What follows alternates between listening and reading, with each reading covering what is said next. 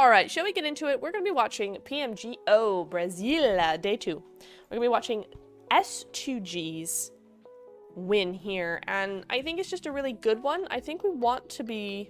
I think this is a normal speed, so I will, like, go back and forth here a little bit, skip ahead if I need to, because we're not here to be here all day. Okay, so we're going to start here, get into some action. Okay, there's S2G. There's the boys. So you see that they've really come up here into this, and I know y'all will see the program, but you know what? I don't care. You get to see everything else, so that's fine.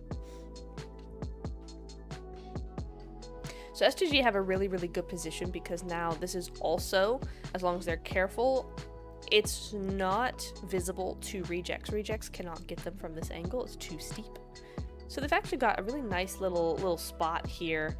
Frozen, I think I remember this one. Next Maria having a real tough time here. So zone is going to be closing in, and it's tough for a lot of these teams. I have to say, it's very tough for these teams. These cliffs are not helpful at all. So S2G actually have... It doesn't look like a strong position, right? Because you're so open. But in this context specifically, it's actually a really strong piece of positioning that they have here, which is nice for them. Because really, they have nowhere to watch but their front, right? And yes, they don't really have any cover at the front, but they have that height advantage, so most people can't really see up there. In fact, I would be surprised if anybody could see up there. So there's that. So maybe that is the cover from their front end. No one can see them. So they really just are rejects, but slightly lower, and they do have to be careful of nades and molotovs. But at this point in time, I think rejects and S2G can coexist right now, and it's something you got to think about is the timing. You don't have to fight every team that comes near you, right? S2G and rejects are able to coexist, therefore they are, and they don't have to get into a fight until they need to. Right now, the focus is going to be completely on those teams below them, because they need to secure a way off of this cliff if they need to. So that would be tip number 1. Don't fight everybody near you if you don't have to. They're doing just fine right here. You don't need to do that. Just hang out. Just be cool. Just be nice. Just say, hey, you're gonna stay over there, I'm gonna stay over here, and then later on we will fight it out and we'll have a blast. But right now, see, now we're starting to get to where the zone is gonna be popping. They do need to think about where they're gonna clear their angles. They need to... S2G needs to feel like a threat to rejects, so rejects aren't as okay with making that push down. So this is where you're starting to see kind of the mental aspect. They're kind of going, not only do we need to push up, do we need to do something here, but we need to make sure that rejects understands that we're not to be messed with. Therefore, we're going to take the first hit, not the first knock, they didn't get a knock here, but you know, the first shots needs to be towards us, towards them rather, and not towards us. That we need to be the aggressors here, make them go onto the other side, which is what you're seeing here. S2G. Now, I'm gonna pause it right here, chat. I need your opinions on this. I paused too late. Come here. What are we thinking? We have, I'm just gonna make it clear here, there's Boom's right here. And Boom have 2 players up. So I think one is there and one's, no, one is down here somewhere. Something like that. Okay, so just to make that clear to you guys, we do have another team there. And what do you guys think is the strongest position here? I'll show you the zone. We'll zoom in and I'll show you the zone. So this is where we have this zone. You can see Boom in the brown, S2G in the pink right next to them. You also have rejects, and you also have Regnum Karya, I believe, at the top in pink as well. So that's kind of where we are in positioning. We're about to go into stage 9. After this, there will be no more zones. It will just go straight in. So things are starting to look a little bit dicey, a little bit hairy. Given that information, what is the strongest position here? Emin is going S2G and purple team. Rejects is the purple team. So you're going S2G and rejects. Now, yes, but we only want one position. What is the strongest one team? Pick one team that has the strongest position here. Xerox says S2G. And I am in agreement with Xerox here.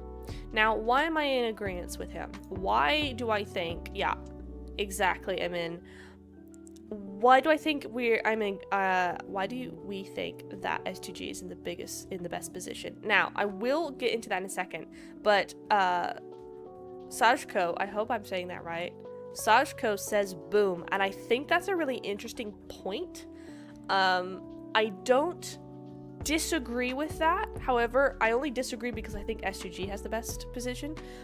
But boom is not the worst answer. I think boom is in a better position than RCB right now. So let's go into that one very quickly before we get into S2G here. And I'm gonna zoom in because why not? I can. Okay, so here we are. You can see them here. They have the most zone, but S2G has the high ground, right? So let's consider for a moment that the zone goes towards boom, right? If it goes towards boom, you've got all of a sudden, to be fair, there are only two at the moment and they are split. So things aren't looking good, but we're going from just a purely position and zone standpoint. You now have them having to come towards you, them coming out towards you, and them having to come towards you. All of a sudden, the ball is in your playing field. If the zone doesn't go to you, your best chance is going to be against these guys, and your tactic here, your play, is going to be skirting as close as possible to these, to the cliff edges here. You don't want to be out here. You will get seen. You will get seen, right?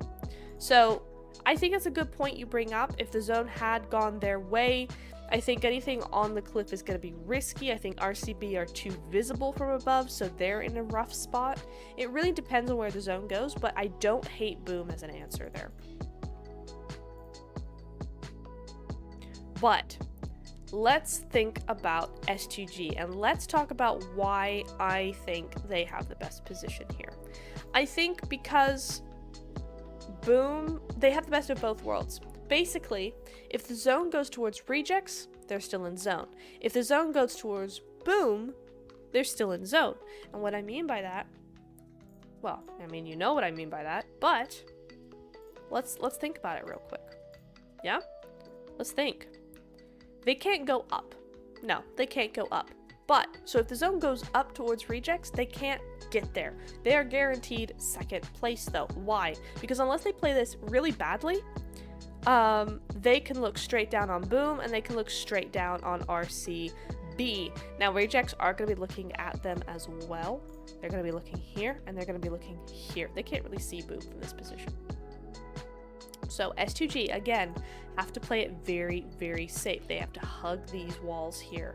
They have to throw their smokes. They have to use their nades, and hopefully they saved their utility, because if you don't, you're a dead man. So that's kind of what we're thinking here, right? You know, if the zone goes towards rejects, RCB can do nothing. If the zone goes towards boom, RCB can do nothing here. They're stuck either way. It's just the name of the game. They got top 4. They have to be happy with that.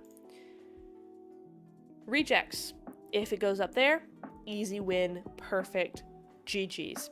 If it goes towards them, they're going to have a harder time because of S2G. If the zone goes down to the cliff bottom, down towards boom, you're going to be seeing rejects having to come down here, fight them, and then go into boom. So rejects trajectory is far harder here, because now not only are you looking at going into a different team, fighting them, and then having to fight to get into zone or get towards any semblance of a zone, you have to go through S2G as well. Because look at that. Let's use this one. This is gonna be more effective. You see? They have eyes on every step of the way.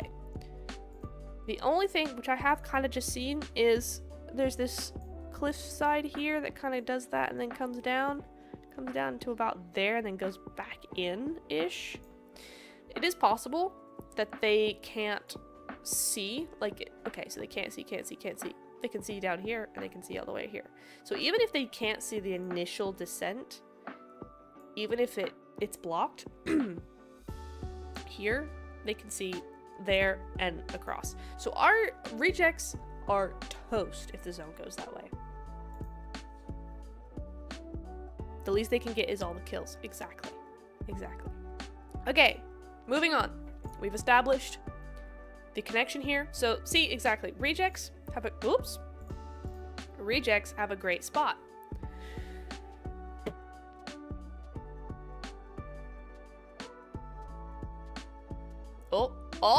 Oh, excellent. Sarah, just so good. He's such a good player. I love watching rejects so much. When it works, it really works with them.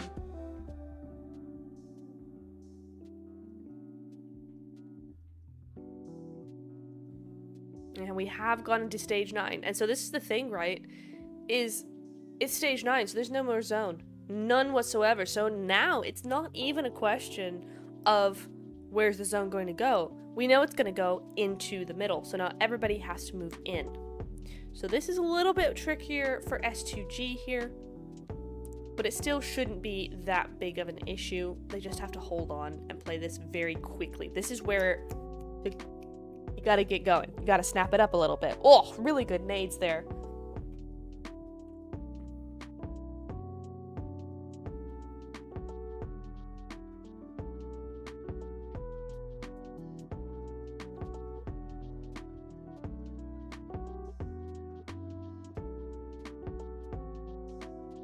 So rejects are able to get down here, but they are just a duo now, right? They've gone from that full squad, they've gone from that 3-man now down to the duo. Not in a great position here.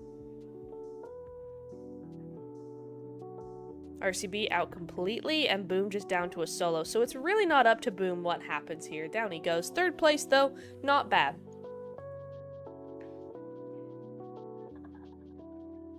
And this is where you start to see Regiosio having a little bit of a hard time. Now it's just the tree. Bada bing, bada boom. S2G get that win. Let's go back a little bit here. Just slightly. Let's play it at half speed. And let's just watch that again.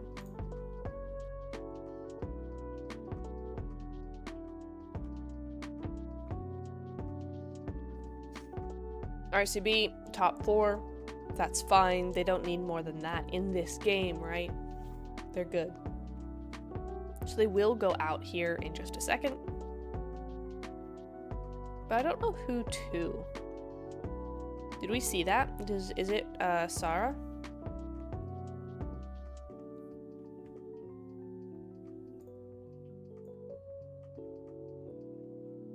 Go forward slightly here.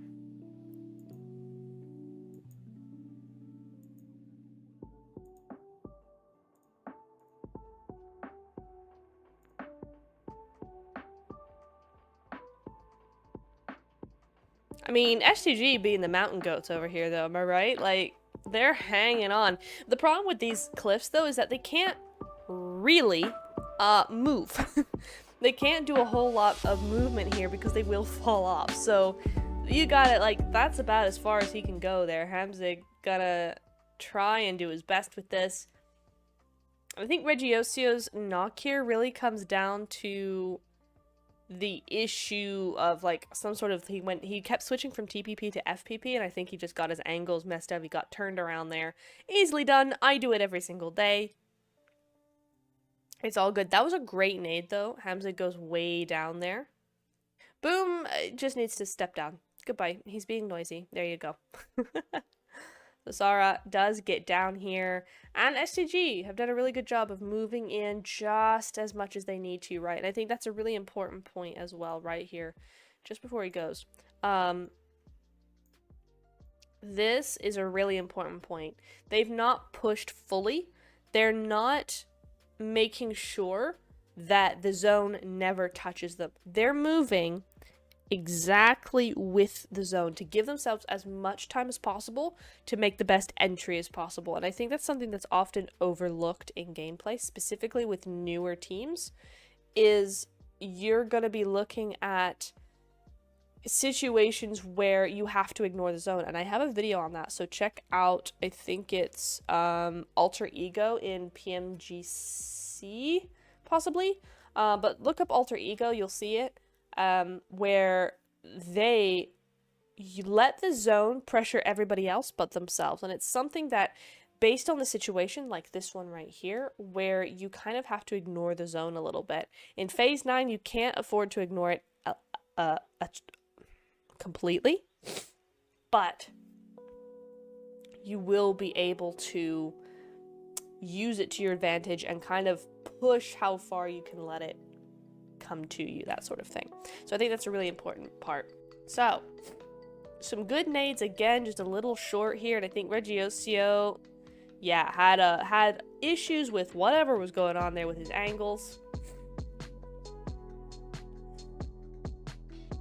S2G really keeping to the edge of this here, and he has to move out with the zone, and he has to go out, and it's just one of those things, right? They were up on top, they were at a disadvantage if the zone, you know, went to the middle or to the south, which it did, and they did a really good job. S2G took full advantage of that, and they understood what they had to do, and that's always something that you have to think about. As a good team, if you want to be a good team, you gotta know what you gotta do. And that only comes from experience, that only comes from synergy, and you just gotta work at it. Time is gonna be your best helper there, to just do what you gotta do. And there's rejects, and they did a really good job, and they played that really well. And second place is what they got. Sometimes you have to be satisfied with second place. I think they got a whole bunch of kills here, so they really should not be too worried. So S2G got 11 elims out of that. Well done, and they don't show for rejects. So there you go. Analysis complete.